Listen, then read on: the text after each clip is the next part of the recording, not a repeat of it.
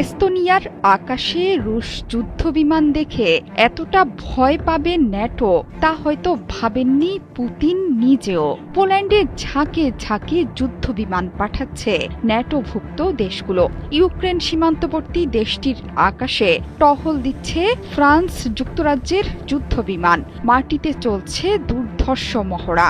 ন্যাটোর একটাই লক্ষ্য পুতিনের শক্তিকে দমন করা।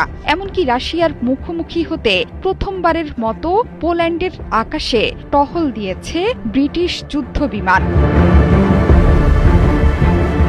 ইস্টার্ন সেন্ট্রি মিশনের অংশ হিসেবে শুক্রবার পূর্ব ইংল্যান্ডের সামরিক ঘাঁটি থেকে দুটো রয়্যাল এয়ারফোর্স টাইফুন উড্ডয়ন করে পোল্যান্ডের আকাশে টহল চালিয়েছে। এছাড়া পুতিনকে কড়া বার্তা দিতে রাফাল যুদ্ধবিমানের টহলের ভিডিও প্রকাশ করেছে ন্যাটো।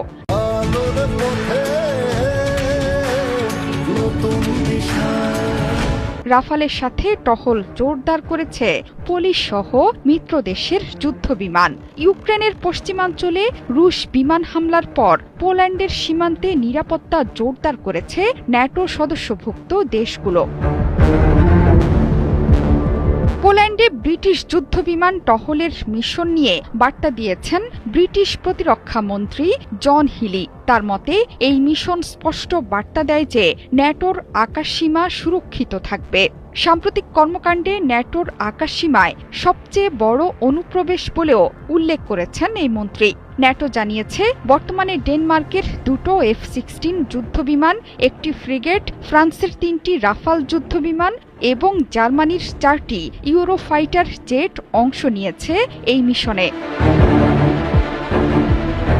শুক্রবার পোল্যান্ড রোমানিয়ার ন্যাটোভুক্ত দেশ এস্তোনিয়ার আকাশে প্রবেশ করে 3টি রুশ যুদ্ধবিমান।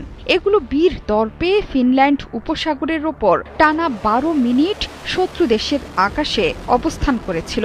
ন্যাটোর সাথে রাশিয়ার চলমান উত্তেজনার মধ্যে এই আশ্চর্যজনক ঘটনা প্রত্যক্ষ করল পুরো বিশ্ব। এই ঘটনাকে রাশিয়ার বেপরোয়া আচরণ হিসেবে দেখছে ন্যাটো। রাশিয়া ও বেলারুশের যৌথ সামরিক মহড়া জাপাদ 2025 শেষ হওয়ার 3 দিন পরই এই অনুপ্রবেশের ঘটনা ইঙ্গিত দিচ্ছে নতুন যুদ্ধ আসন্ন। মহড়ায় পারমাণবিক অস্ত্র ব্যবহারের অনুশীলনও করেছে মস্কো। এই ঘটনা দেখে দ্রুত গতিতে বেলারুশ পরিদর্শনে গেছেন মার্কিন সামরিক কর্মকর্তারা। এস্তোনিয়ায় রুশ যুদ্ধবিমান প্রবেশের পর পোল্যান্ড সীমান্তবর্তী ইউক্রেনে বিমান হামলা চালিয়েছে পুতিন বাহিনী। রাশিয়া